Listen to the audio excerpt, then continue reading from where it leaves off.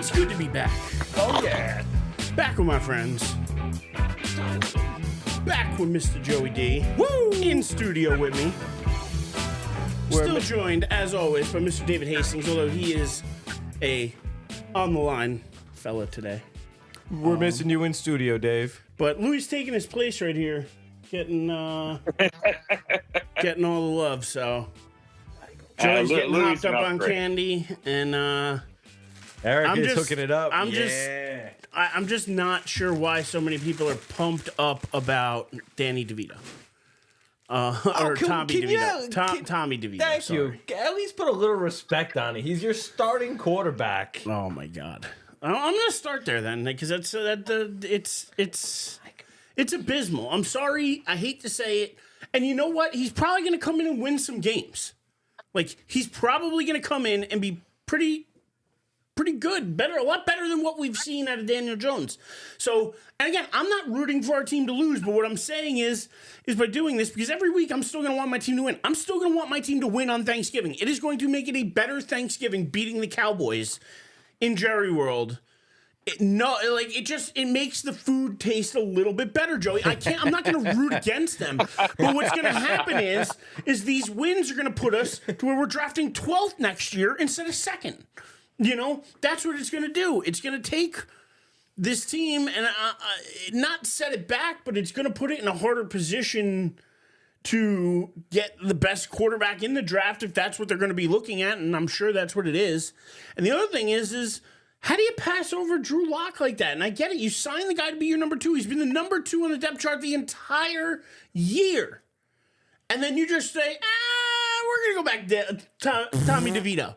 Like, Tommy Cutlets, it's your turn again. It doesn't make sense to me. The only thing I can think of is if Shane and Dable went to Mara and said, listen, we have a plan and you just need to trust us. Like, we're going to do this. It's going to look bad. We're going to take some heat, this, that, and the other. We're still going to try to win some games. We're going to win some games, but we're going to fix this in the offseason. We got a plan. Maybe that's what happened. Maybe. But I don't think so. I think it's an absolute dumpster fire there. The likes of which only the Jets have really seen. And maybe the Cowboys. They kept Drew Lock as the number 2 quarterback, so, I mean, that stayed consistent. Mm-hmm. And... No, but you signed this guy. Literally, this is the guy who came in. This is what you're doing. Fuck the Eagles. He comes into your locker room already ready to say that, ready to get on, ready to take it on. And you don't even give him a chance. You don't even give him a chance. Well, Tommy DeVito's had a chance already. It's not like we haven't seen Tommy DeVito or Tommy. We've seen this guy. We know what he can do. He's okay. Maybe he turns into something, but to be honest, he's not the next Tom Brady. He's not the next, he's just not. He's probably a good, serviceable backup, in the vein of like we're definitely going to find out. I'm excited for Tommy DeVito. I am. Last year he went 3-3. He's like a Gardner Minshew or like a lesser version of like Ryan Fitzpatrick. Like he's a career backup guy, Tommy DeVito, though. He could come in and win you games. He could come in and give you a little bit of life, a little bit of energy, but he's not going to be a guy that's ever going to go out and win you a Super Bowl. I'm sorry. And they want to get back to that, so they're going to end up drafting a quarterback, but what they're going to end up doing is drafting the 3rd best quarterback instead of the 1st best quarterback because of this move they're making now. To be honest, you wrote it out with Daniel Jones. The only reason they're pulling him at this point is because there's a clause in his contract that if he gets hurt, the next year is guaranteed. So they just want to make sure that he makes it through the rest of this year without any more injuries. So that's why he's getting benched or demoted to 3rd string. I also heard there are incentives in Drew Lock's contract as well that get him paid a little more if he plays like 60 or 70% of the snaps or something like that. So maybe that's another reason why you do put out DeVito. No, come on. What are you saving? Drew Lock didn't sign for big money. What a couple $100,000 in incentives is going to. But so why do you want to save money on a wasted season? You're looking to save. You're looking to cut costs. No, but you're also looking to screw somebody out of a job. He's also coming here thinking that, hey, listen, if this guy were to fail, I'm the guy who could step in and be that next guy and maybe prove a little bit of worth to some other teams to get a real backup job and some kind of contract. Now he can't get anything. He's useless. You were sold the NFL dream, and they took it away from you. Congratulations. But I'm just saying, you don't think that bitterness is going to go to any other players? You don't think he's got any other friends in the league? You don't think he's got any other contacts in the league? You don't think that sours anybody else that may have looked at the Giants and said, listen, it's maybe Drew that's Lock, bro. Regardless, he's still got people he's played with in the league. He's still got connections. And to be honest, I don't know. Dave, I'm sure I'm talking crazy. I want to let you jump in here. Tell me, how crazy am I? I just don't think, I can't get excited about Tommy DeVito the way I see a lot of other people are getting excited about it. I mean, that little 5-minute rant that you just went on was definitely making a mountain out of a molehill. In my opinion. But what about Drew Lock? You don't feel bad for this poor sap? You don't feel bad for him at all? He's getting screwed.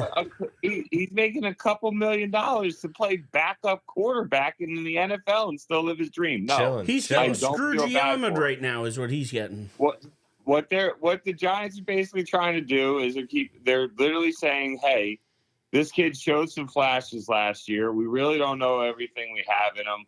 Let's just throw the rest of the season in front of him and see what he's got. That's all it is. And that's the smart move for your long-term determination of where you're going as a team. Preach, Dave. So preach. Overall, I get, I'm sorry, Drew Lock. Yeah, it sucks for you. Now, if you want to talk about the impact it has on who Drew Lock might be friends with, I think that's a royal waste of time.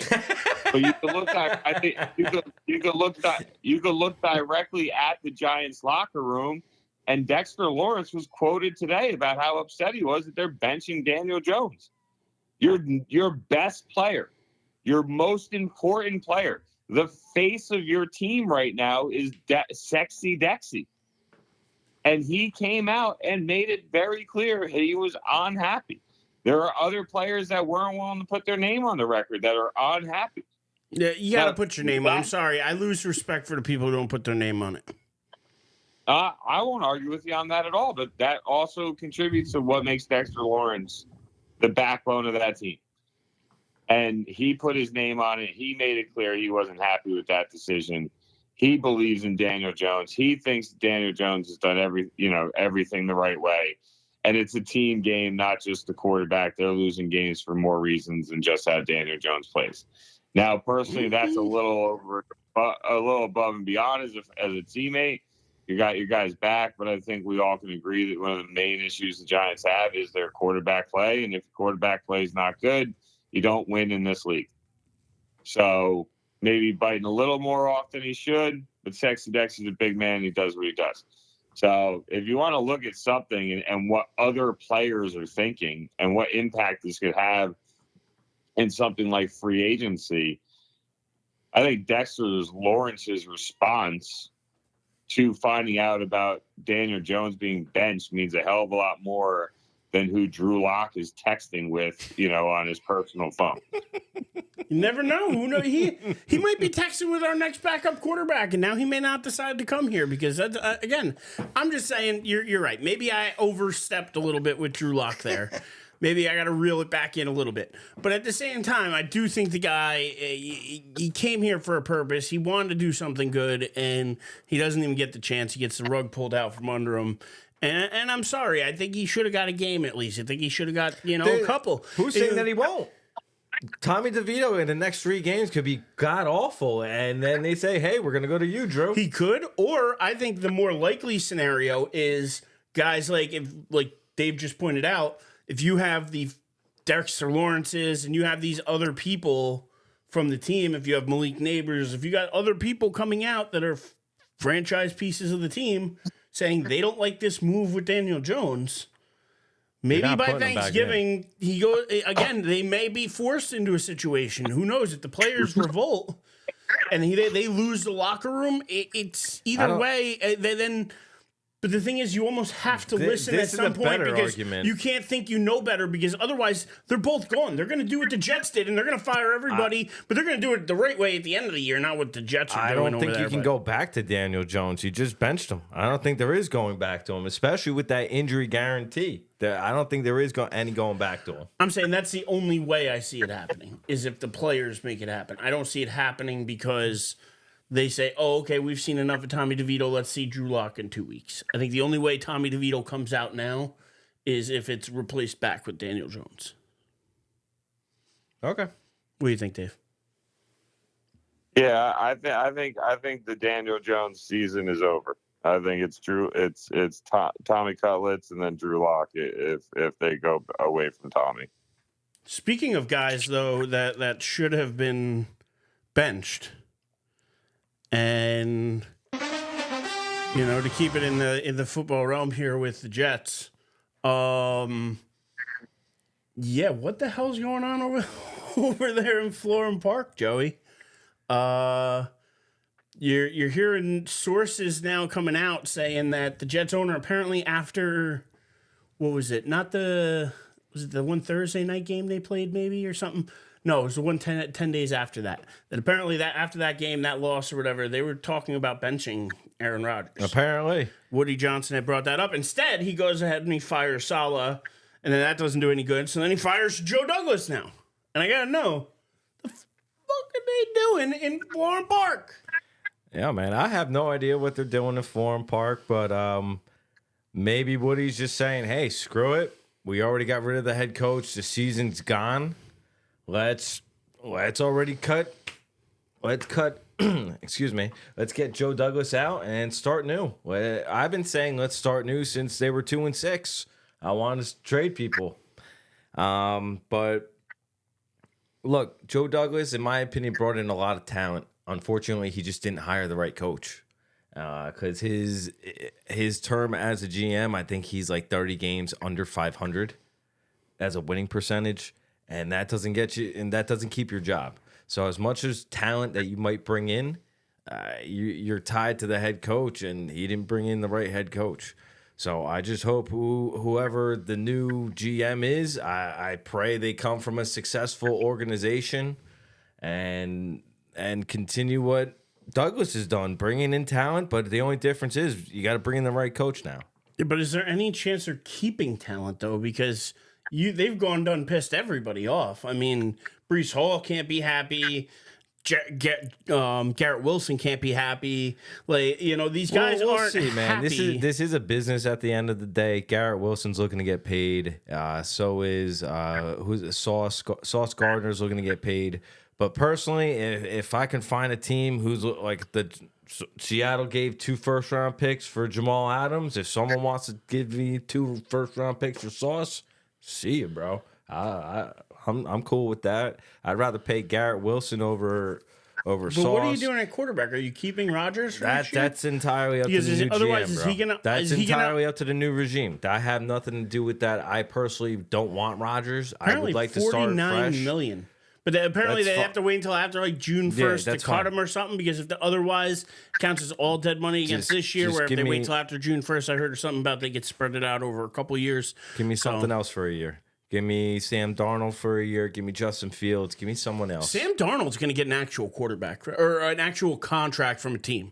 Like, tell me I'm wrong there, Dave. Like, Dave, what do you think about that? Because I think Sam Darnold, he's on his way from what he's doing this year with the Vikings. Somebody's going to give him a 3-4 year deal at $30 million a year. What do you think?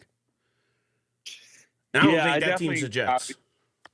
I don't think the Jets are going to retread the Sam Darnold ride. I don't think they're doing that, but I do think a team will pay Darnold, even though he's really fallen off the last couple of weeks.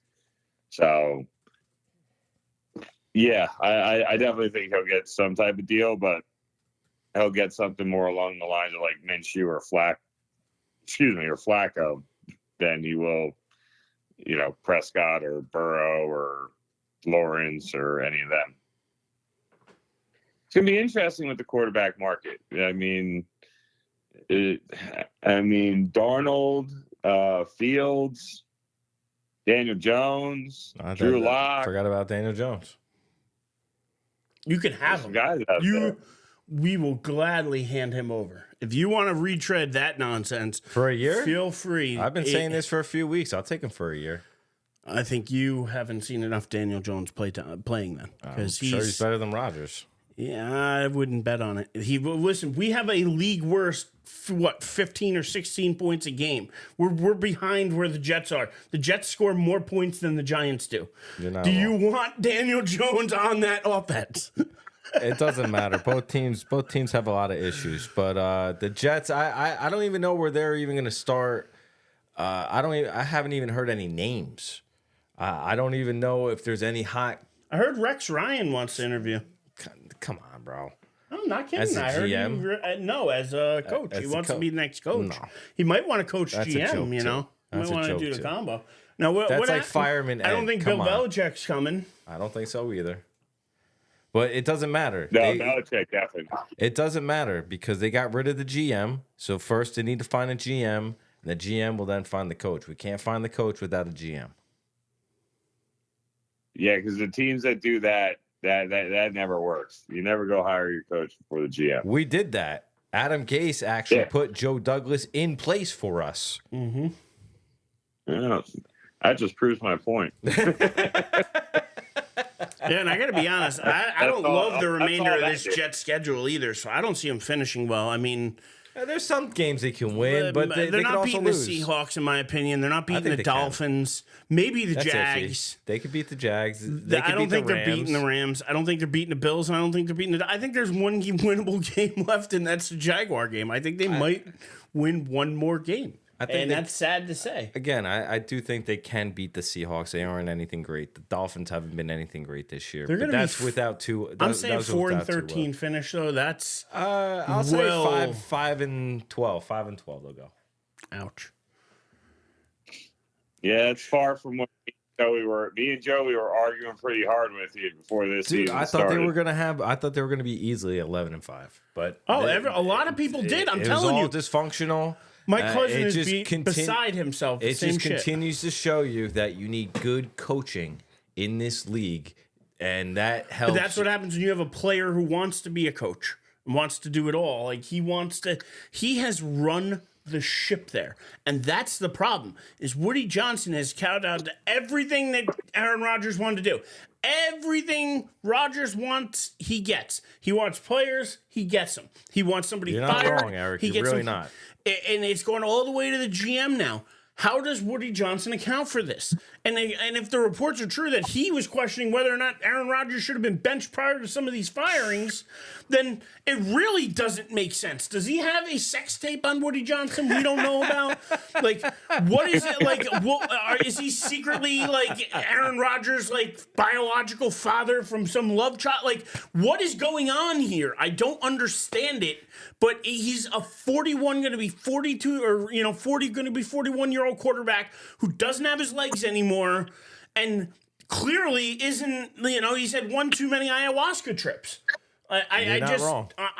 I'm thinking he's burnt out. You tell me I'm not wrong, but like.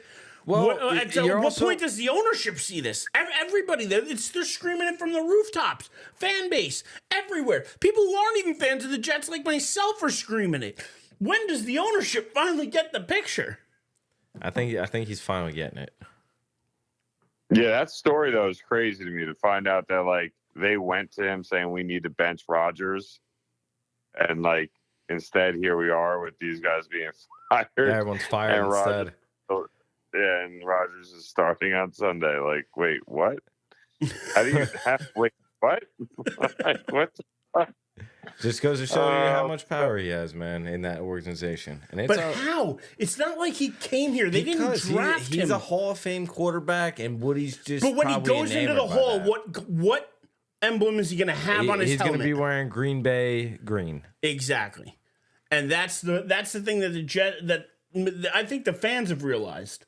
I don't think ownership's realized that. Like, he's not going into the Hall as a Jet, Woody. Like, his career stats are all with Green Bay, Woody. Like, and I think off his D, Woody. And I think we as a fan base are understanding why he's no longer a Green Bay Packer.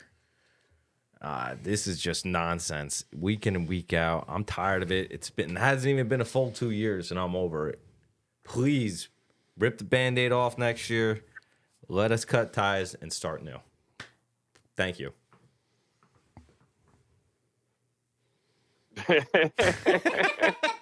I feel like, Woody Johnson here, and I just can't get me enough of those Aaron Rodgers nuts.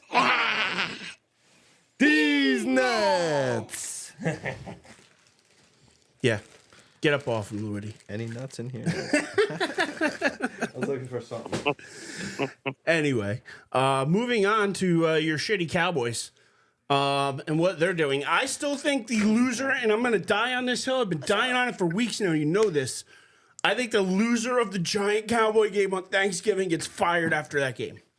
Wow. The Monday after that game, the Friday after that game, at some point between that loss and their next game, that coach will be fired. That's my prediction. I've had it for a few weeks now. I've voiced it on the show, but I'm sticking with it hard because both these teams absolutely suck. Dable's lost the locker room. McCarthy's lost the locker room. Everyone knows they're both lame duck coaches pretty much at this point. And it's sad to say because, to be honest, I still have a lot of promise for Dable. I think he could do well somewhere if you give him a quarterback with talent. It's one thing they haven't given him. They promised him a quarterback with talent, and they delivered Daniel Jones, and that's not what he can coach. He's better than that. And I think, but again, he's lost the locker room at this point. I think the front office is a mess. Anyway, I think it's the same with Dallas. Nobody has any faith in whatever Jerry Jones is doing. And everybody knows McCarthy is on his way out the door. The season looks like, Cooper Rush looked like he was an absolute mess the other day. Like, he was in trouble every other second. He looked like a chicken with his head cut off. He was just running around. I watched some of the game, and I've got to be honest, I had a hard time watching it. I was going, ooh, this is the cow. Like, this isn't good. And if I'm saying that, and I'm not even a Cowboy fan, Dave, I want to hear what you have to say, because do you agree with me? The loser of this game coming up on Thanksgiving going to be out the door, or you think they're both last in the season? I think the odds have it that McCarthy's going to last the rest of the year. I don't think Jerry wants to fire a coach in the middle of the season. But if he gets embarrassed by the Giants on Thanksgiving, I think it'll be a good game. Yeah, so I do it right. Like, it depends. Like, too bad. What bothers me, I don't understand why they're even sticking with Cooper Rush. Like, why are we doing this when you know the season's not going anywhere? Is there something wrong with Trey Lance?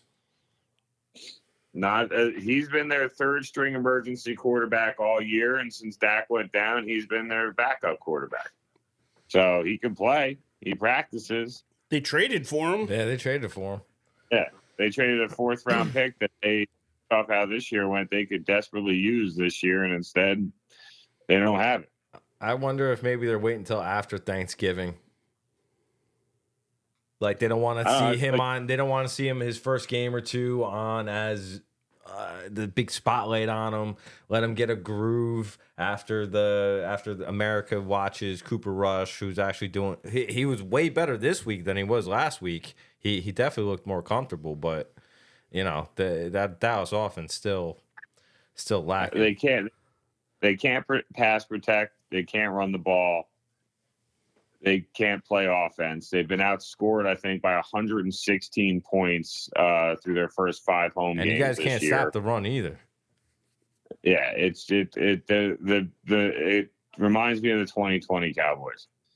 That's what it reminds me of. Before they brought Dan Quinn in and they revamped that defense, that's exactly what it reminds me of. And look, it's on Jerry. They lost 9 starters from last year's roster, and they replaced them with 2 rookies, one of which is on the offensive line, one of which isn't even playing the position he played for his 3 or 4 years in college. Switched him from guard to center. You lost your number 2 wide receiver. You lost your number 2 corner to injuries. You lost your best defensive lineman to injury. So not only did they lose 9 starters, they did only replace 2 of them, and those 2 were rookies. And then you have all these injuries to pile on top of it. So, I mean, it was the perfect storm and exactly everything Jerry hoped for that wouldn't happen, unless when he meant he was all in after last season, unless he meant I was all in into tanking. I don't know what else he was all into, because that's all. So it was expected. I still thought Dallas would come in around 10 wins, give or take a win. I thought they'd compete for the division, but I mean, you can't foresee all the injuries, and they just suck. But like, it is what it is, and nobody, like, the blame starts at the top. And I'm not pointing my finger at anybody before I pointed at Jerry, because are there things I think other people could do better or be better at? Yes, but this all starts with the lack of talent that they put together, the lack of depth that they put together, and that falls directly at the foot of the GM. You could have extended your quarterback and your wide receiver last year. You didn't even have to wait till this offseason. Their price tags both would have been less than what you paid. There's so many things they did wrong, and it all falls on Jerry. So, yeah, if we want to talk Cowboys for the remainder of the season, just know I'm going to pivot the conversation to how much of a jackass and how much of a moron Jerry Jones is. Well, I want to pivot it too real quick, because I think they got 2 winnable games left on the schedule. That's it. I think they're getting beat both times by the Commanders. I think they're getting beat by the Bucs. I think they're getting beat by the Eagles. And I think they're getting beat by the Bengals. I think the only 2 winnable games left I see for the Cowboys are the Giants on Thanksgiving and the Panthers on the December 15th. The way Chuba Hubbard's running the ball, I don't know. But that's what I'm saying. I'm saying they're only winnable games, not the games they're gonna win. They're the only winnable games they have is 2 left. So like, it's gonna be an ugly finish. I mean, 2-8 Giants, 3-7 Cowboys. I'm almost going to say I want to look at who the Giants have left, and being that they just Jets. switched to DeVito, and I think DeVito is going to give them something. Give me 1 second here. Let me just pull Dave, who the Giants have left. Okay, here it is. So I think the Giants have one. I think there's 3 winnable games for the Giants: the Cowboy game, the Saints game, and the Colts game. I think are the only 3 winnable games left for the Giants. I think they're going to get beat by the Bucs. They could beat the Falcons. I don't know. The way that they have been not playing in great. Atlanta. I don't think so. They're definitely going to get their asses kicked by the Ravens, and they're going to get beat again by the Eagles. So, and I hate to say that because I want them to win, and maybe that week we'll steal one from the Eagles because maybe they'll be resting players, getting ready for the playoffs. Beat them last and listen, year, bro. I would love to steal one from them. But you know what that means, though, is we're going to leapfrog the Cowboys. And the Cowboys are going to end up worse than the Giants and with a better draft pick than the Giants. So, and I'm going to still root for those wins, but at the same time, Dallas is going to end up winning too. So it's kind of bittersweet in a way. I would like to win those games and see the Cowboys still behind us in the standings. Yeah, or like, still as, but, or, so we have a better draft pick, but at the same time, I'm not going to root against the wins. I hope we get them, but I only really see 3 left on the schedule. So I do think that the Giants are with those 3. Dallas has 2. I think they leapfrog them by a game, finish a game better in the standings. That's my prediction. I think you guys are the Cowboys are going to finish dead last in the division, though, Dave.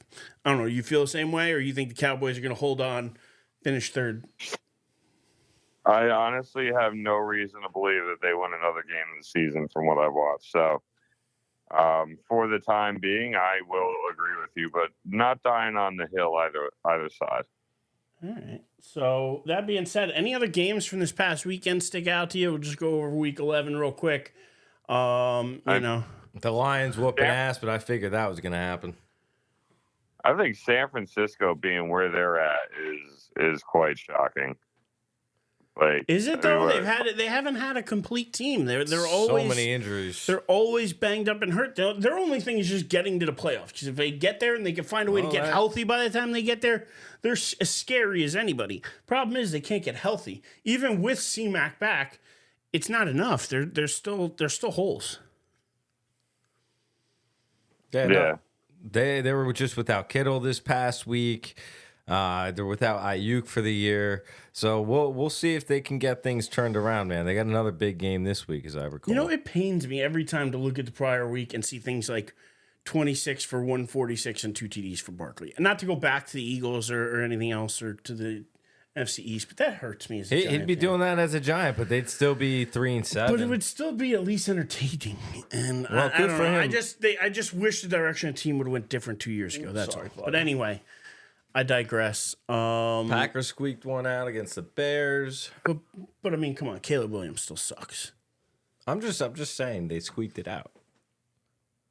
Dave, you got any faith in Caleb Williams becoming something, or you think this is just first year getting his feet wet? I mean, listen, I'll always go back to Peyton Manning. Started 3-13 his first year, but you know what? The Colts rode it out with him, and he got better, and ended up being one of the league's best quarterbacks ever. So it can happen. I don't know if I see that trajectory necessarily for Caleb Williams, but I don't know, Dave. You seen anything promising out of Caleb Williams? I think Caleb Williams is exactly what we talked about Caleb Williams being before the draft came. I think he has some talent. I think he can be a serviceable quarterback, but I don't think he was worth the number 1 overall pick. I don't think he's a Super Bowl winning quarterback. And when it's all said and done, I think for the most part, you're going to have to put him in the world's most perfect scenario to be a quarterback that's going to be up there in even MVP conversation. No faith in Caleb Williams. What about you, Joey? You got any faith in Caleb Williams turning it around? I mean, the media loves him. I haven't watched too much of him, but what I've seen is just he doesn't look great. And unfortunately, he's with an organization, I think I said this last week, who's got a lame head coach. He's just looking to win. He's not looking to develop him or anything like that. So I really think they should have gotten rid of Eberflus and given him a brand new head coach and a new something where he's guaranteed to be in it for at least 3-4 years. This year is going to be a waste because they're going to fire Eberflus. They're more than likely not going to make the playoffs. He's been erratic. He looks 3 weeks ago, he looked amazing in London. And then since London, dog crap. So we'll see what happens, man. But I don't think Chicago's making the playoffs this year. Is it not in this division anyway? I mean, 9-1 Detroit, who's a juggernaut. They may not. I pulled up their schedule. There's a chance. I mean, they got the Bills, the 49ers, the Vikings. You got a couple tough games left, but they're clearly vying for a number 1 seed in the NFC. Definitely. But Minnesota right on their heels. That last game of the season. Holy crap, they're really 8-2. 8-2.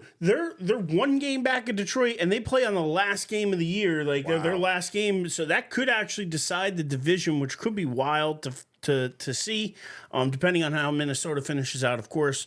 But then you have Green Bay on the heels of them at 7-3. So if either of them trip, And Green Bay's not far from catching them. Like, this Green is Bay actually a really tough division, like right up there with what the NFC or the AFC, whatever, AFC North? Yep. There you go. And Green Bay plays the Niners this week, so that ain't no tough task. That's a tough task, I mean. Yeah. Oh, yeah. In Green Bay, or is it in San Fran? In Green Bay. Oh, yeah, baby. That should be a hell of a matchup. I mean, San Fran's not like Dallas is getting blown out by teams, right? San Fran is losing these close games on a couple plays here or there. They're the team that like you could see getting hot down the final, month and a half, sneaking into a wild card spot and then going on a run with the experience that they have. So. I think it's pretty crazy, like that they're even in this position right now, but even the division's still within their grasp. Nobody's running away with it right now. So I'll tell you what, nobody had Minnesota at 8-2 though. After losing Cousins, starting Sam Darnold, nobody. I mean, I didn't hear one person out there telling me that Minnesota was going to be 8-2. Hell no, would never guess that ever. I was shocked that they were 8-2. I know they were winning. I didn't realize they were 8-2 winning. Right? That's a freaking great year, man. But it shows you what you could do with a capable quarterback if you put him in a good position. With a good head coach. And Kevin O'Connell's solid, man. Well, give him a good head coach and give him one of the best receivers in the league. I mean, him and Jamar Chase have been the 2 probably best receivers in the league up to this point. And he... everything you throw up, if you got a guy who you got your confidence going to come down, guess what? That makes you more confident as a quarterback. And I think it's actually helped Sam Darnold. So I think it's going to boost Sam Darnold to get a halfway decent contract offer from somebody if it's not Minnesota. It's not. They drafted J.J. McCarthy. Well, yeah, but you never know. I mean, with the success, him coming off a knee injury, they may want him to sit another year. Never know. Yeah, we'll see. If not, where could he end up? That'd be interesting. The Raiders. You're probably not wrong. You're probably not wrong. They would throw like 4 years, $30 million a year at him, and like Tennessee, yeah. Tennessee, they keep trying to draft Seattle. People. Geno Smith sucks. I could see him going to Seattle. Geno Smith, didn't they just beat the 49ers this past weekend, though? Yeah, but Geno's nothing great. He's nothing great. That's all I mean by that. I don't mean he actually sucks, but you can improve your quarterback play. What do you think, Dave? I mean, could he improve it? Yes.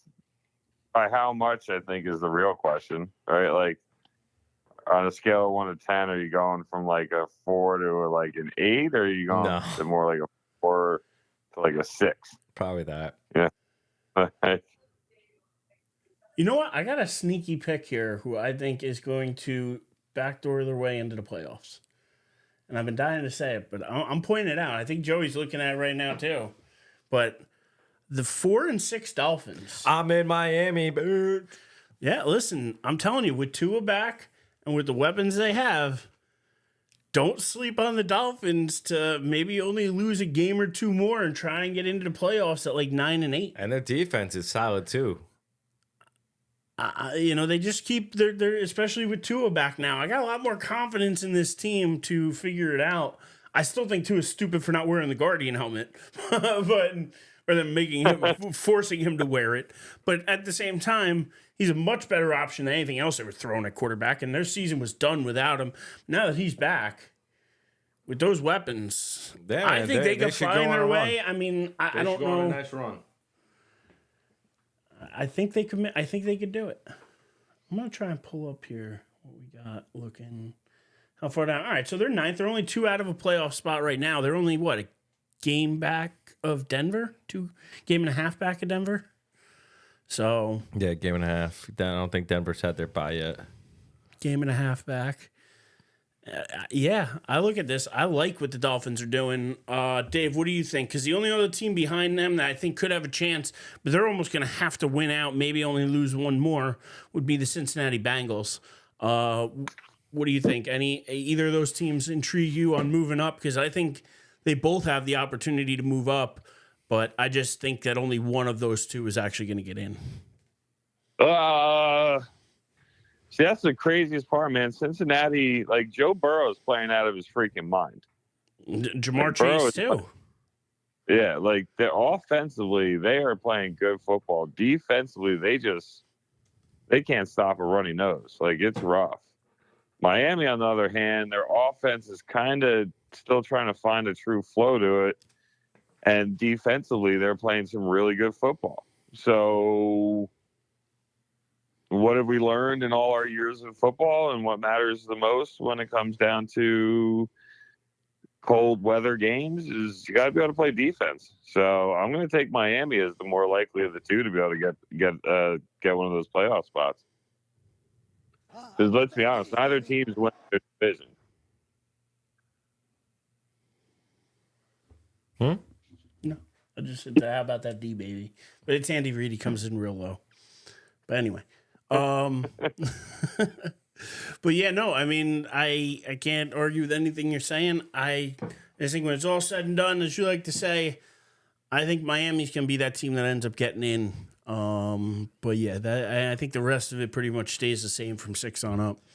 And I think the Chargers are probably going to be right there in the West outside of what Kansas City's doing. I don't see either of those other teams making a run.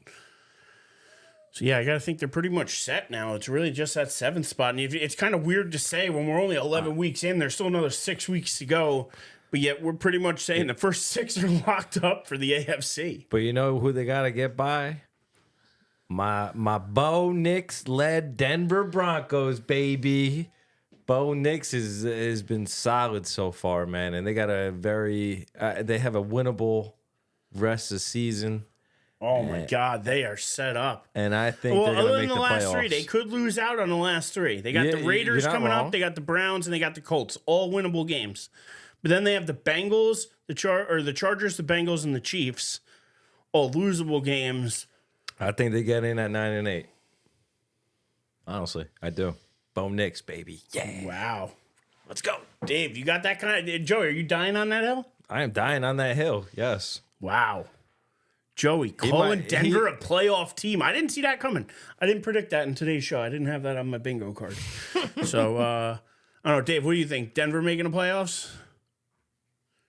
Oh, man. I think that's probably the hardest one. Not having their schedule up in front of me and the standings and all that. They got the Raiders, the Browns, and the Colts, and then the Chargers, the Bengals, and the Chiefs.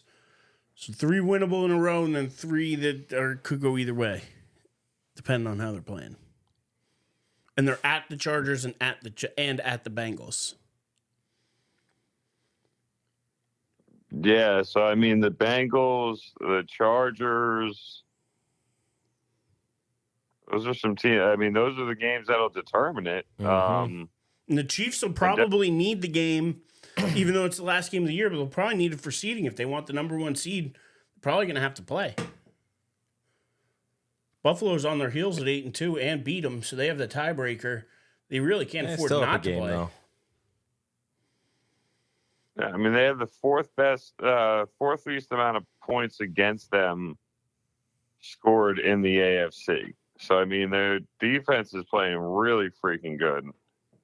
But, like, the Chargers are actually first in the AFC with only 145 points scored against them this season.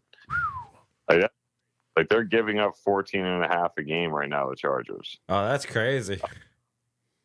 That ain't nothing. So, like, yeah, so, I mean, that's going to be a defensive battle, right? And who am I going to trust more, Herbert or Nix? I'm going to trust Herbert. So, yeah, I don't think I see the Broncos making the playoffs, but I think they're going to have something to say about seeding and who does make the playoffs and if everything falls their way. That's the thing. I mean, it's not just the games that they play. It's, the teams that could leapfrog them, they've got to win. They can't just, rely on Denver losing games and them not winning any to be able to pass them. So and that's a huge game against the Colts, too. Yeah, I mean, the Colts, if they play the Colts, the Chargers, and the Dolphins, they control their own destiny right there. I mean, winning those 3 games basically locks up the 7th seed for them at worst. Any other games stick out from you this week, Dave? What else grabbed you? Well, I didn't get a chance to really watch any football this week. So, well, yeah, no, you were away in Austin, but I didn't know if while you were there, maybe you stopped off, had some adult beverages, and caught some of the games maybe while you were out and about. I mean, Steelers-Ravens game, close as we thought it would be. Low scoring. And Justin Tucker, what are we doing? Yeah. What are we doing? Like, he's just getting old, man. No, I mean, I've never seen him that bad, though. He's 14 years in the league. It happens to people. You can't be perfect. But that many? Like, what was he? He was first time for everything, man. Oof. And this week in general, a lot of kickers missed. Not just him. It was a lot. It was an epic. kickers. Do you think it was something with the footballs? Do you think it was something? It had to have been something because it was league wide. They were missing extra points. Yep. They were missing everything. Except for the Steelers kicker. He went 6 for 6. But other than that, a ton of kickers this week missed a bunch of field goals. So I'm just chalking it up to a random weird week, full moon, blue moon. I don't know. Something happened, but I'm still gonna count on him. That Broncos score, there's no way. It must have been some kind of something going on because the Broncos aren't 38-6. They're not that much better than the Falcons. And I know that the Falcons apparently didn't travel well that week. It wasn't a good week for them. But at the same point, like, there's not that much of a discrepancy between these two teams to where they should be winning 38-6. Like, so something had to have been in the air. I can feel it coming in the air tonight. I feel like that's what Josh Allen was singing as he kicked Mahomes' ass. I mean, listen, Josh Allen looked like an MVP. He looked every bit as good as one of the best, if not the best, in the league. And I mean, 30-21 victory over the Chiefs at home. I think we all kind of picked. Or did you go with the Chiefs last week? I went with the Chiefs. Yeah, you went with the Chiefs. Me and Dave were the smart ones who picked the Bills. I beat you guys in 3 out of the other 4 picks, though. So this is the one that mattered, though. I think Dave will agree with me that this was the game. No, I'm just kidding. And yeah, I mean, other than that, I think. The only thing I want to do real quick is just tell people before we switch to this week's games and see what's going on. If you haven't already, we're at 28 subscribers on YouTube. Woo-hoo! Let's get to 30. Why not? By the way, our numbers have been hitting over 30 every week. So there's people out there listening. If you haven't hit that like button, if you haven't hit the subscribe button, just do it. Please it's free. do it. It's easy. It's fun. Why not? If you're listening to us anyway, it takes no time to do. So, yeah. If you're having fun with us, hit those buttons and, like us across all those social medias, whether it's Facebook at Die on This Hill, whether it's YouTube, please subscribe on YouTube or subscribe on Spotify if you listen to us through the podcast. Yeah, just wanted to throw that out before we move to this week's games. And to be honest, I'm just really looking forward to next week. I love... Oh, that's Thanksgiving, right? Thanksgiving's my favorite holiday. I'll be honest with you, it just is. Thanksgiving is the, there's no presents, there's no, it's just food and family and football. Football. So I'm actually, I always look forward to Thanksgiving. It's become my favorite holiday as I've gotten older. But we got to get through this week before we get to next week, of course. And, I think we're back to a shitty Thursday night game again, so I don't think there's much to talk about here with the Steelers probably going to roll right over the Brownstains. So we don't even got to bother with that. I know there's going to be some crappy weather, so, maybe the Browns do keep it close, but I see Jameis Winston throwing a couple picks. Yeah. So I think he's same with a couple of these other games. To me, this week's a week where I think some teams get beat up. I think the Vikings could beat up on the Bears. The Lions are an absolute must-watch right now, even though they're only playing the Colts. What they're doing on offense is just unreal. And, even though they're again, playing just the Colts, that's still a game I'm probably going to check out, not only for fantasy implications, but just because, to be honest, I want to see if you guys agree with me. Are the Lions not the most fun team to watch in football right now? Dave, I'll start with you. Yeah, they've definitely been fun. And now that I know that the Dallas doesn't have to play them anymore, that's who I want as Dallas Lions offensive coordinator. That's my hope. You want their offensive coordinator? You want Ben Johnson? Yeah. Yes, sir. So, yeah. To be honest, Dan Campbell is somebody that I want. He is the man. He is. Agreed, bro. He is, to me, probably the most underrated coach in the league. You rarely hear much about him. Outside of them actually talking about Detroit for whatever reason, you don't hear his name thrown around in a lot of conversations all the time. But he is. I'm gonna say quietly. Who's coach the best coach in the league right now? He should be at the top of the list for coach of the league right now. It's fun. So, Dave, if that's the move you want to make, I can't fault you because what that offense is doing, you want some of that in Dallas. You want some of that, with the Cowboys. So I can't, I'd want the Giants to look that way too if they'd made a move. So we might have to battle for them. Dallas needs to go with somebody young and innovative and new. And obviously, Dan Campbell's not leaving his gig in Detroit to go to a gig in Dallas. Because trust me, yes, I would take Dan Campbell over him, but yeah, you got to know what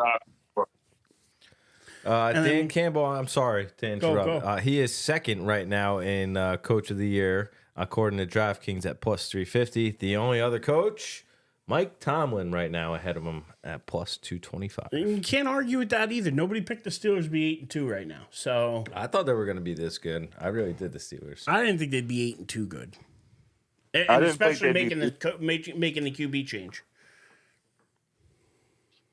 Go ahead, Dave. Yeah, I definitely did not see them leading the division. I figured they'd be fighting for a playoff spot, but yeah, I mean, other than that, the rest of this week just looks like shit. Like I'm saying, this is probably the worst week. Where last week I thought we had a lot of good matchups. This weekend, I'm looking Dolphins should roll over the Patriots. I think, especially with Tua, they're at home. I think they're a much better team.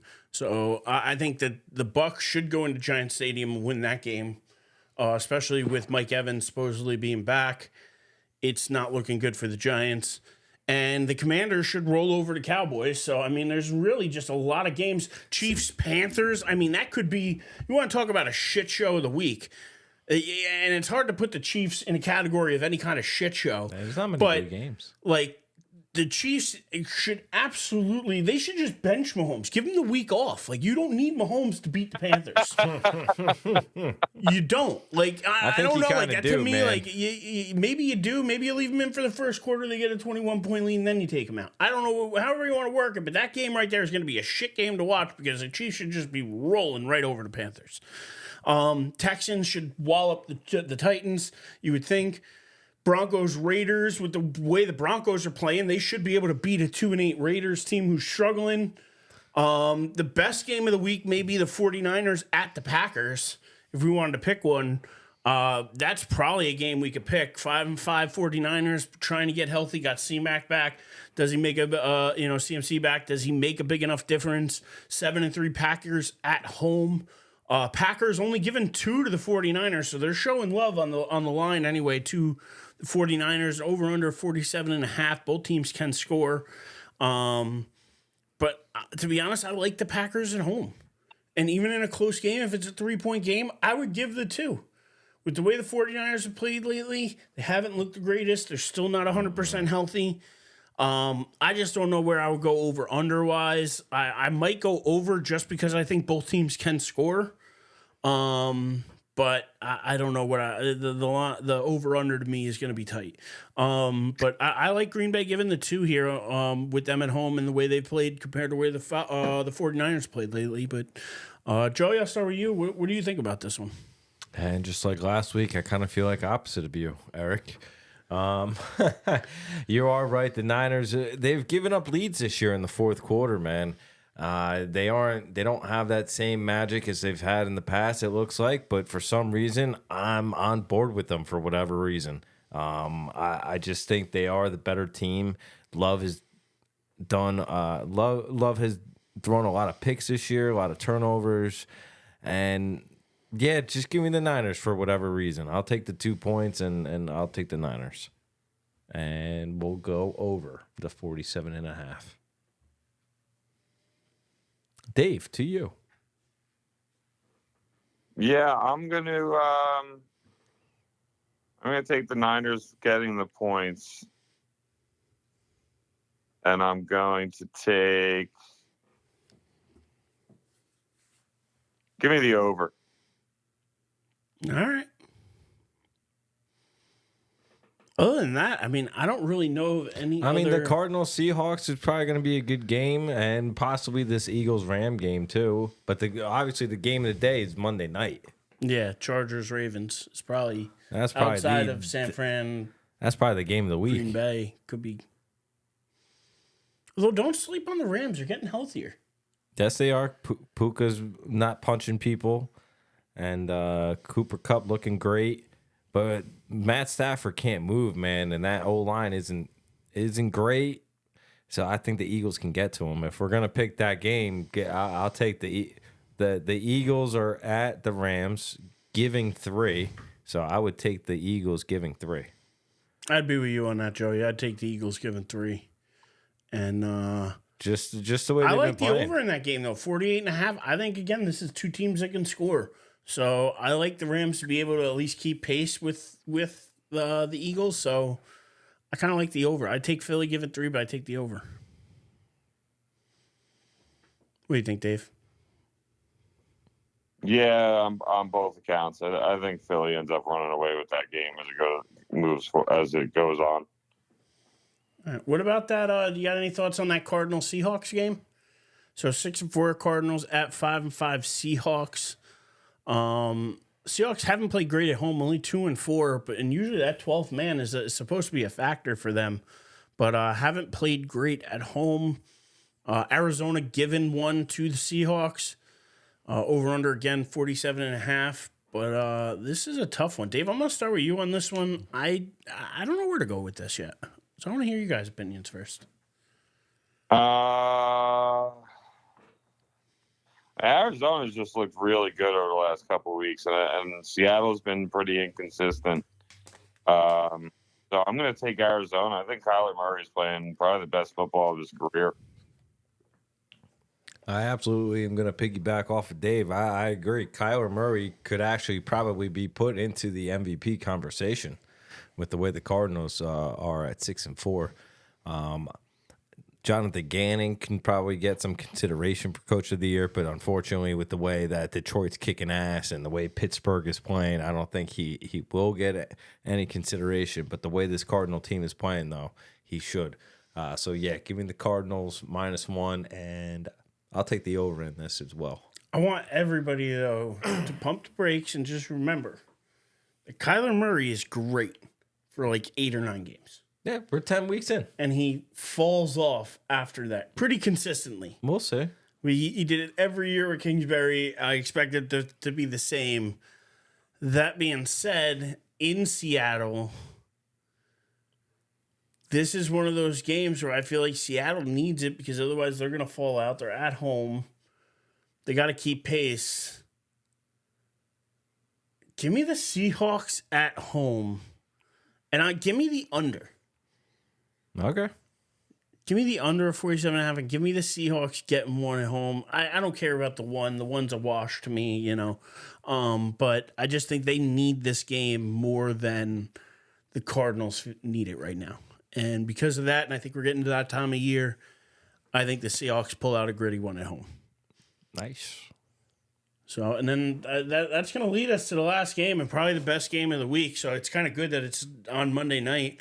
7-4 Ravens at 7-3 Chargers. We talked about how good that Chargers defense has been. Hold teams to 14.5 points, you said before? Yeah, they said that. Yeah. So, I mean, unbelievable Ravens starting 0-2. See them at 7-4 now. They've obviously taken off, and the Chargers have been as advertised under Harbaugh. And is it Jim or John? I always get them confused. Jim. John's on the Ravens. It is the Harbaugh Bowl. It's the Harbaugh Bowl. The last time we saw a Harbaugh Bowl was Super Bowl. A Super Bowl. And believe it or not, Joey, that year on Sports Zone, preseason, I called that Super Bowl. You called the Harbaugh Bowl? I called the Harbaugh Bowl of the Ravens and the 49ers at the time. And I also believe that I correctly put my tinfoil hat on and told you how the Anquan Bolden trade went, too, with those two. So there's a lot of history here between both these coaches, other than them just being brothers. This is a really good game, though, with two great teams. So that said, Ravens given 3 on the road. The disrespect. 50.5. This is the highest over-under we've really looked at so far. I think with the way both defenses play, I'm taking the under. I'm looking at this and I'm saying under. But at the same time, I'm taking Baltimore given the 3. I think they're just the better team. And I think at this point in the year, they're still getting better and better. Not that the Chargers aren't, but I just think that the Chargers are not as good. They're good, but they're not as good. And I think the Ravens need this game more. They've got to keep pace with what the Steelers are doing if they're going to have any chance in that division. I think they want a chance at that division. So I think they need this game a little bit more than the Chargers, who are comfortably behind the Chiefs, and that's where they're going to stay. So with the way Lamar Jackson's playing, Derrick Henry's been running, give me the Ravens, even though they're on the road in the Harbaugh Bowl. Dave, go ahead.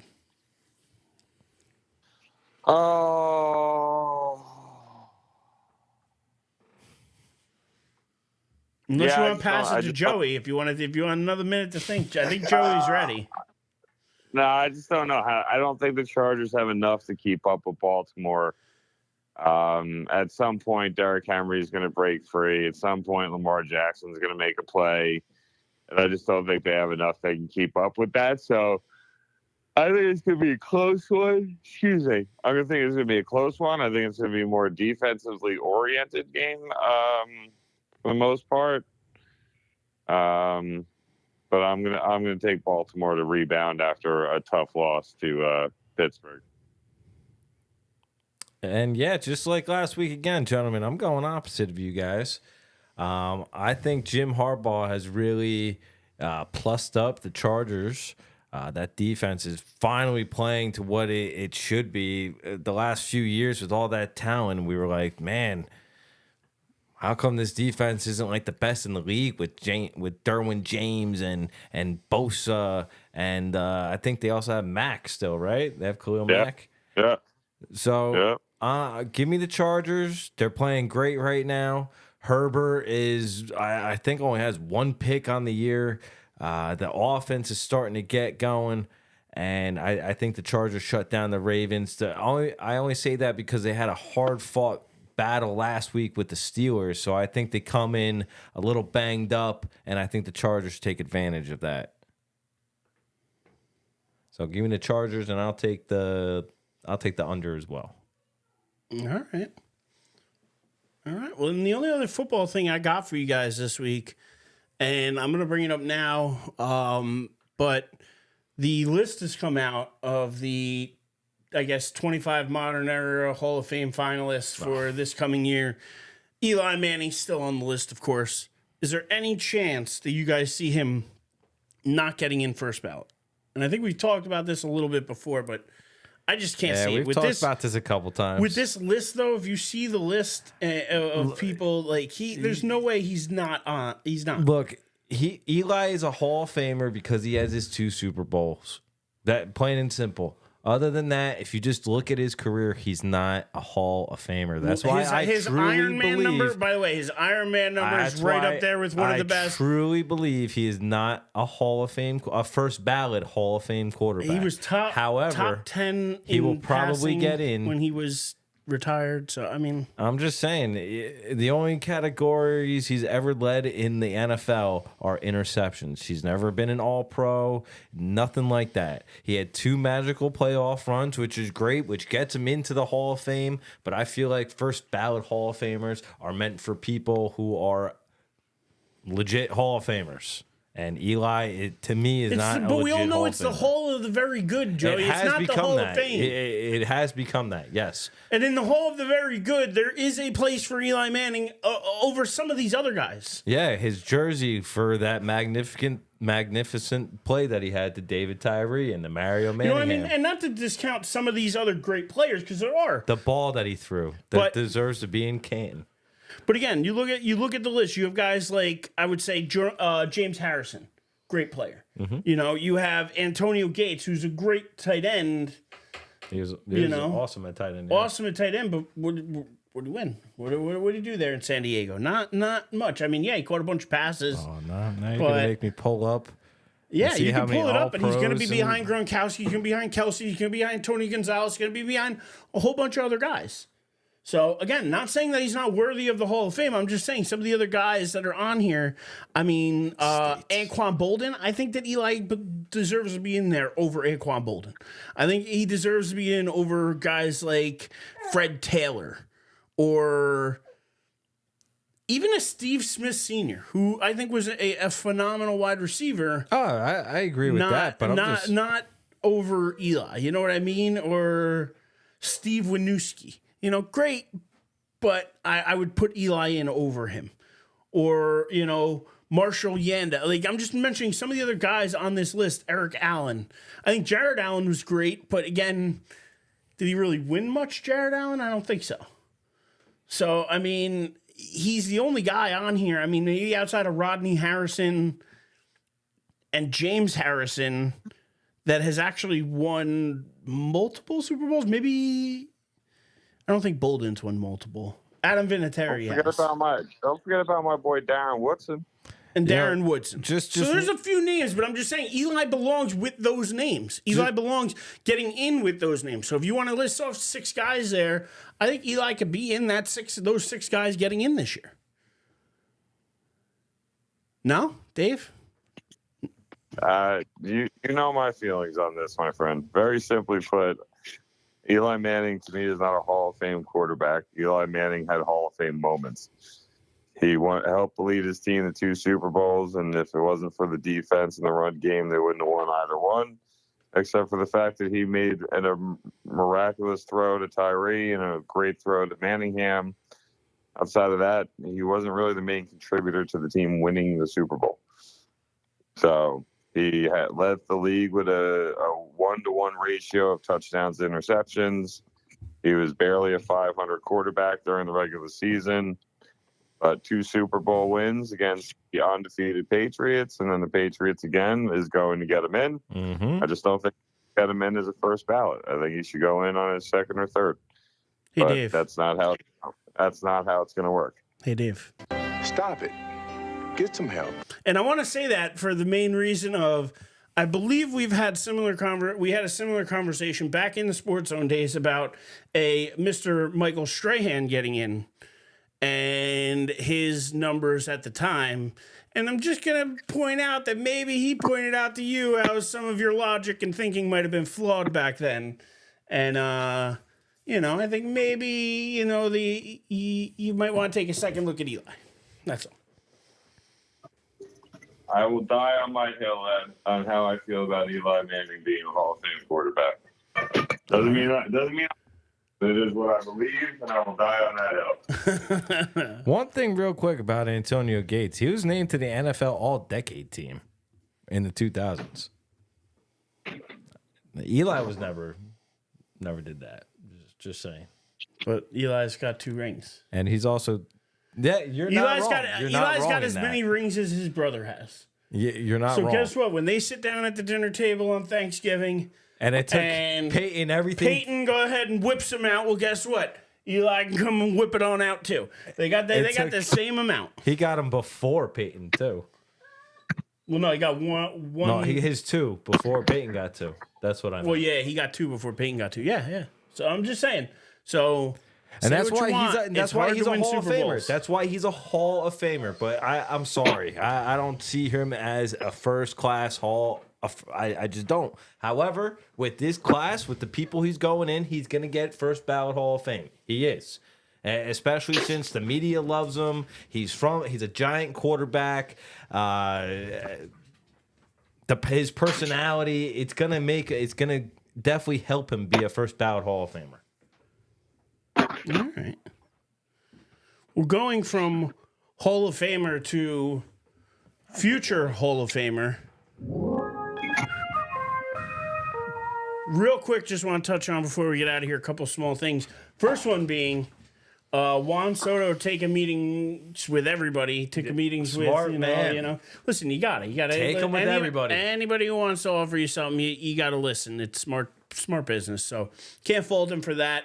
But news coming out today that apparently Hal Steinbrenner said that a lot of the talks went very well. Some other reports I've heard said that they've had very honest conversations with Soto, where Soto mentioned to them about like weaknesses, things that he would want to see a team improve on. Sweet, I like to hear that the Yankees were receptive to those ideas, and so that things seem to be trending in a positive direction. That's cool. I don't want to get excited yet as a Yankee fan, but I'm tired of hearing Yankee fans out there saying, "Oh, we don't want him. We can spend that money elsewhere." Whatever. Yes, you could, but you're going to spend it on lesser of a player. His kid's 26 years old. He's putting up Ted Williams type numbers. He's a winner. He's a gamer. He's somebody who fights, and you see the passion in him. We talked about it. You can't teach killer instinct, and he's got it. He's got it. We saw it in in the playoffs. We've seen it multiple other times. But when he locks in and he gets focused, there's nobody else. There's nobody that's going to beat him in that moment. And you need that kind of killer instinct. You need that mentality. You need the winning approach. He brings all of that. He's going to command big money. We know that. I've said it out there, and I think this is what's going to get the deal done. I think it's 15 years, $47 million a year, opt-outs after 5, opt-outs after 10, $705 million total. It tops Ohtani's. He gets more average annual value than Ohtani, who's at 46. He would get 47. So he sets both the records in those occasions, and he has opt-outs after 5 and 10. I think that's the best way to get it done. Get it done. You're already paying Judge 40. What's another 7? And Hal said that money's not the deciding factor here. He said that they've got the money. From what they did last year, they're in a better position to sign Soto this year than they would have been last year. So, and this is coming from Hal. So if Hal's saying that money's not the issue, I don't want to hear later that money was the issue. Get the deal done, and that's the deal that gets it done. It sets the new bar, and that's exactly why you go out and hire a guy like Boris. So, Joey, I'll throw it to you first. Your thoughts? Because right now it looks like from all reports out there, Yankees are still a front runner for Soto. I think the deal gets done before Thanksgiving. I don't know how you feel. I'm going to kick it to you first.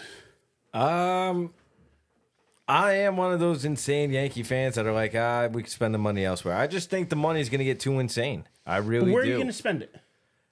I've already been on the record. I'm down. They're going to obviously spend for a first baseman. They're either going to get Christian Walker or who's old. I'm not a fan. Or Alonso. Yeah, he is old. He's 34, right? Yeah, he's older. Alonso's turning 30. And other than that, you got Willie Adames out there. Like, there's not a great class of first baseman. I'm all for Bregman. They need a third baseman.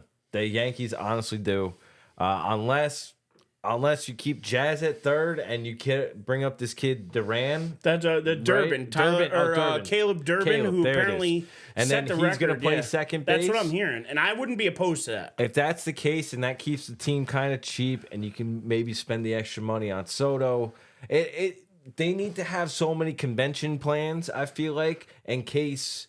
Well, I'm hearing the backup would be if they don't get Soto, Corbin Burns, and Bregman or something like that, something of that, and then maybe trying to get a Christian Walker or something of that nature. But again, first base is huge. We need a first baseman. I'm sorry, that's the first thing. One of the first things we need. You wouldn't give Ben Rice another chance? No. Okay. Not right now. He needs to develop a little more. His glove was there, but the bat isn't.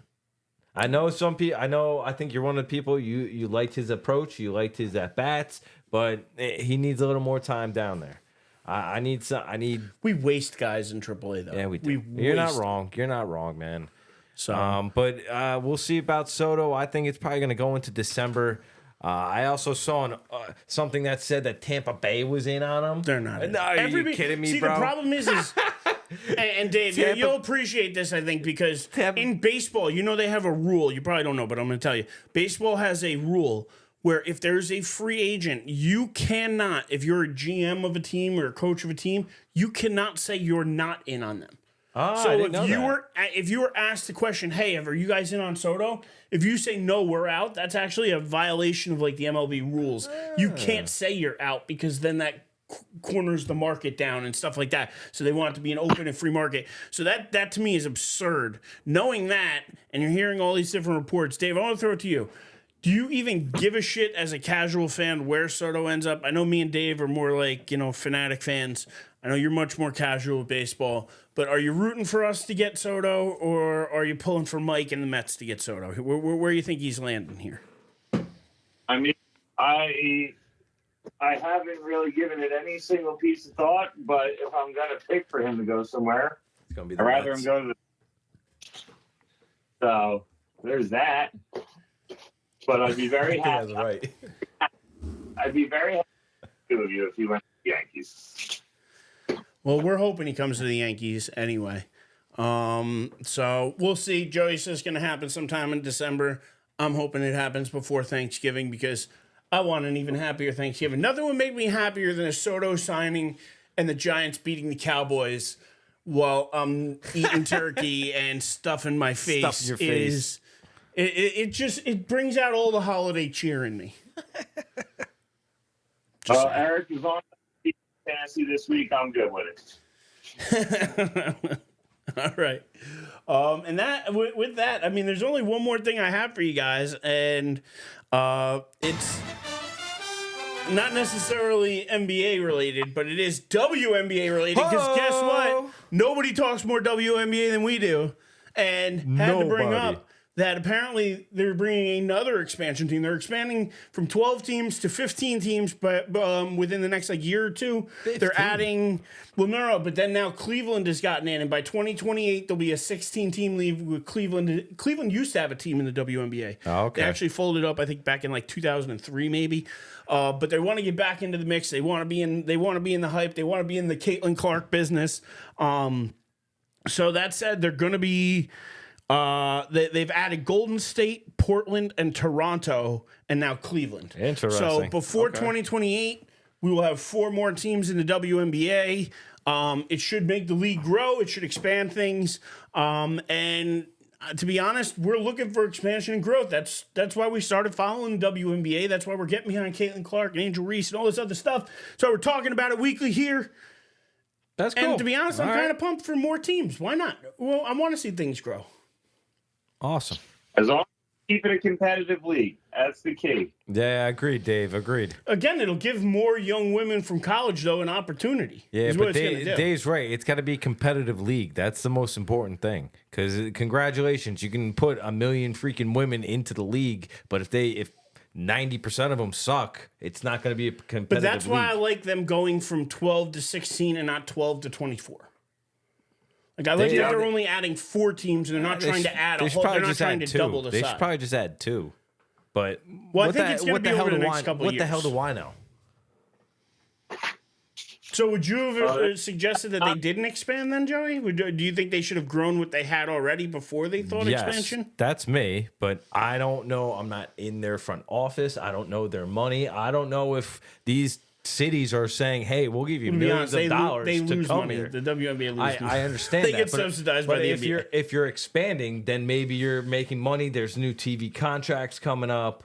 There are opportunities, but I think you could have not expanded, made the league a little bit more competitive, and then did it. But what the hell do I know? Dave, do you have any thoughts on it? Like, subscribe, and follow, Joey. We know that. Yes, sir.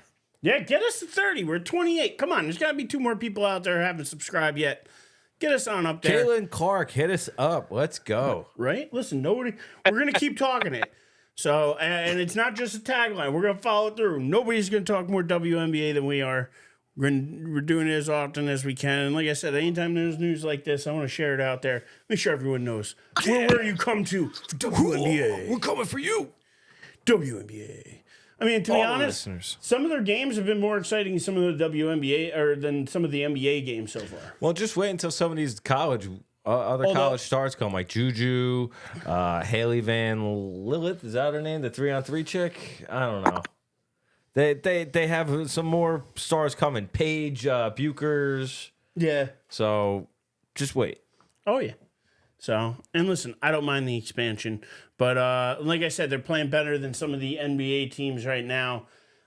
This has got to be the opposite of what a process is. But I think that the Philadelphia 76ers are now the worst team in all of the NBA. Which is wild to say because when they went out and signed Paul George, people thought they were up there with Boston as far as 1-2. I honestly love it.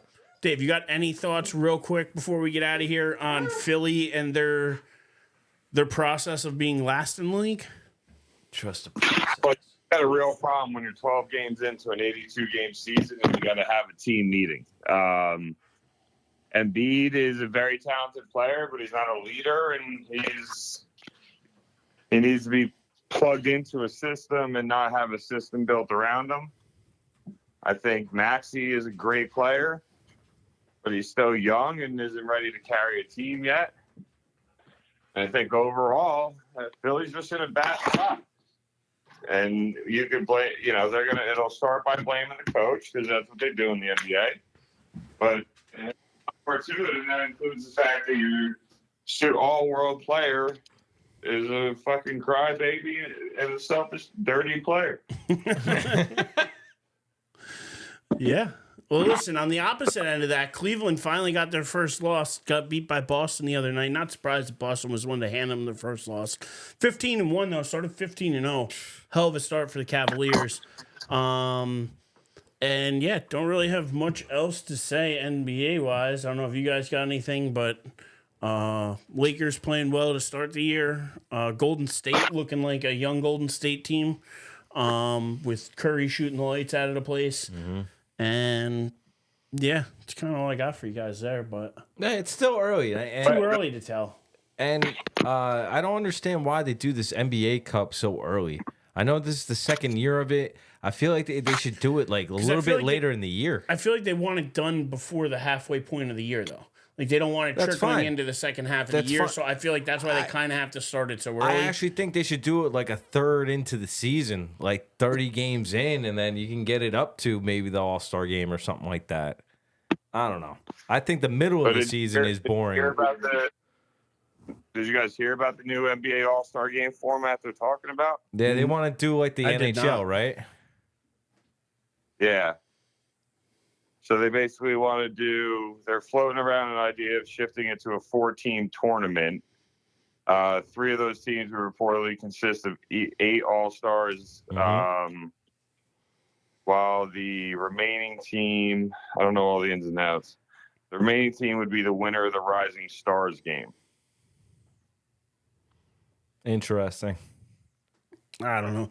To me, it's all a waste of time. Like, all these All-Star games aren't I give credit very to good. the NBA for always trying to come up with something new, but at some point, you just need to just go back to what it is and maybe just add like a 25-point shot, something ridiculous to help. Like Rock and Jock back in the day, how they put a 25-point hoop like 15, 20 But then you're feet just above going to the have rim. guys standing at half court trying to throw Why that not? shot. Who the heck cares? It's supposed to be for fun anyway. You do it for like the last 2 minutes of the quarter or something. But it was more fun back in the day when you had the best in the world, like the best out there playing against each other and actually playing. This generation doesn't want to do that. I know, but then that's why I'm with you that just abolish it. If you want to do a skills competition, have that be your all-star weekend instead, do that. But don't make a mockery of the game. Yeah.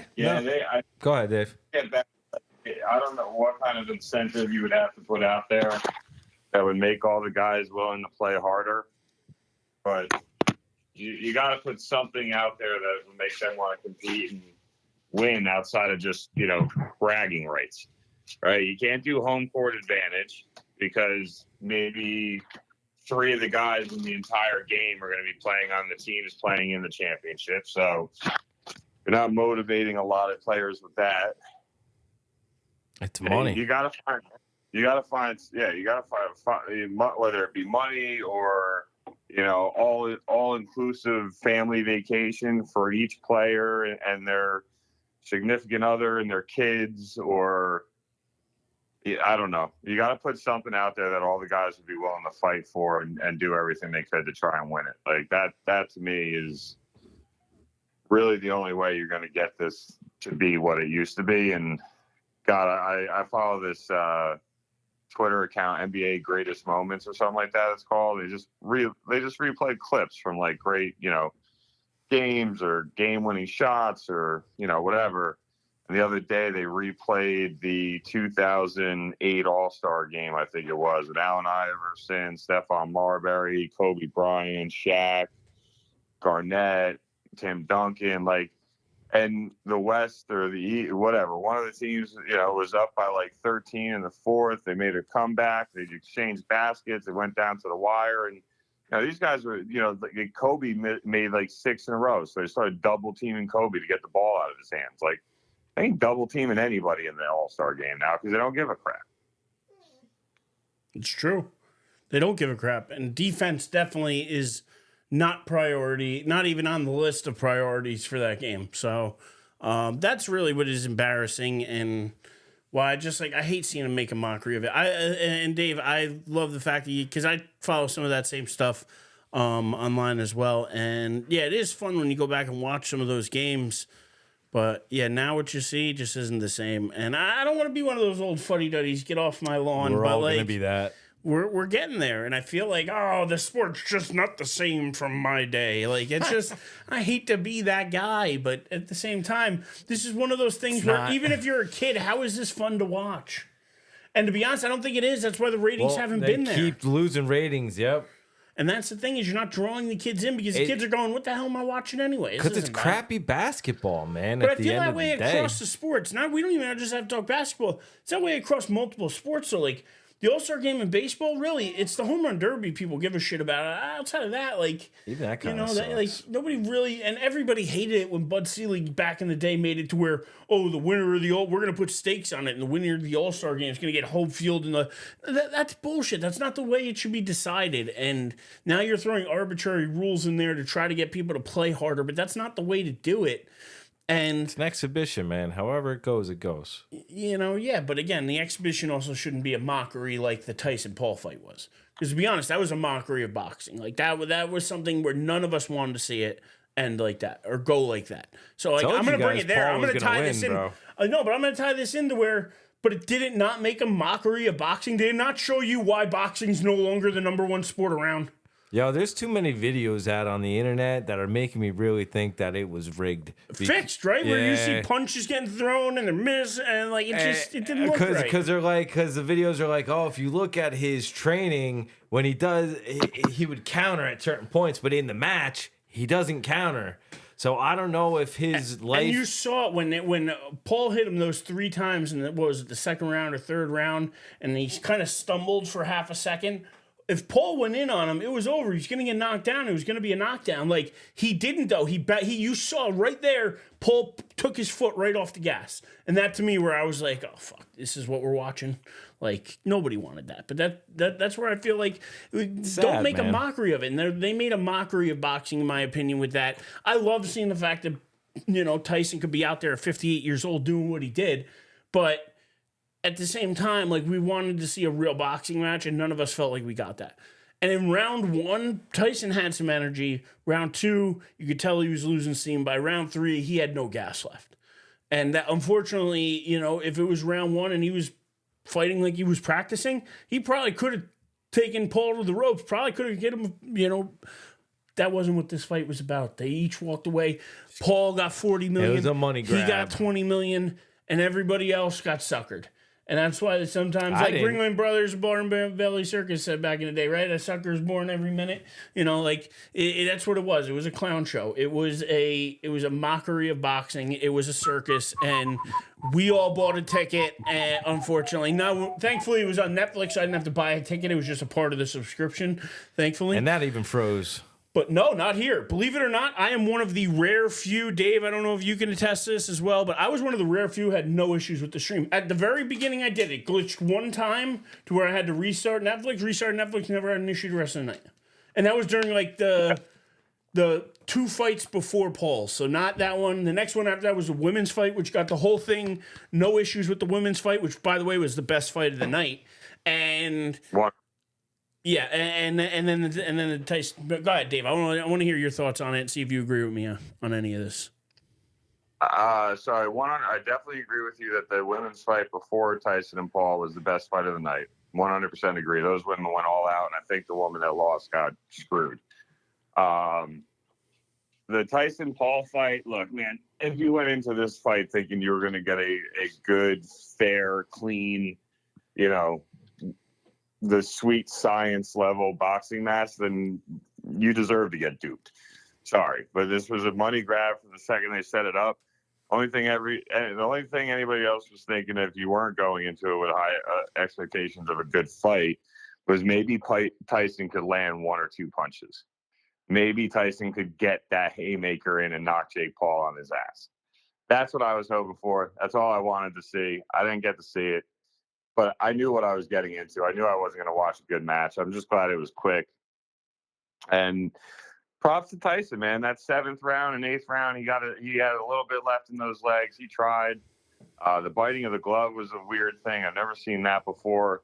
I don't ever remember seeing him do that in previous fights. So that was a little weird to me.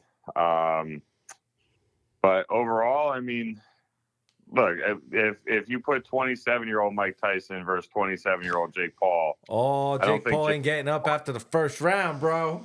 Yeah, I don't think Jake Paul gets out of that ring. But that's not the. That would have been awesome. You got 58-year-old Tyson versus 27-year-old Jake Paul, and you got exactly what you should have expected.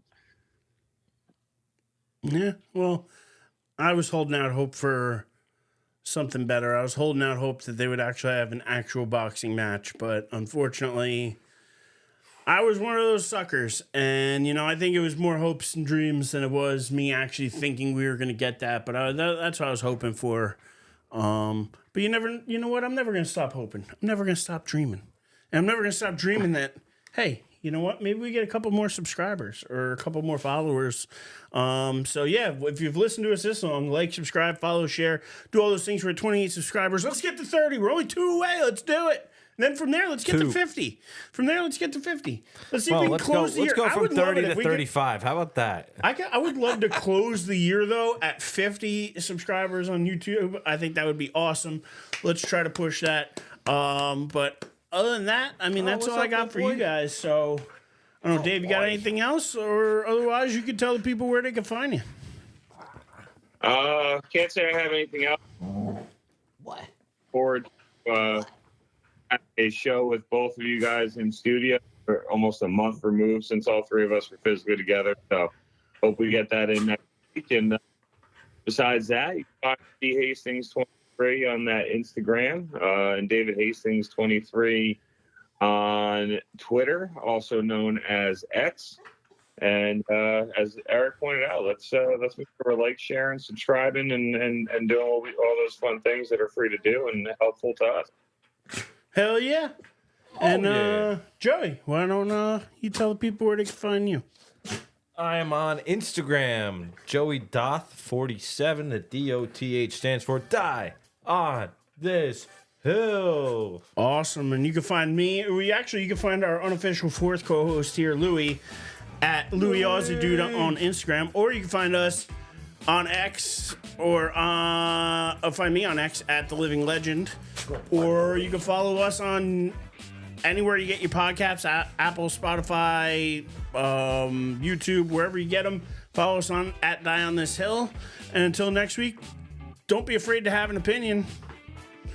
And die on this hill. And subscribe. And like. And do all those fun free things for us. Woo!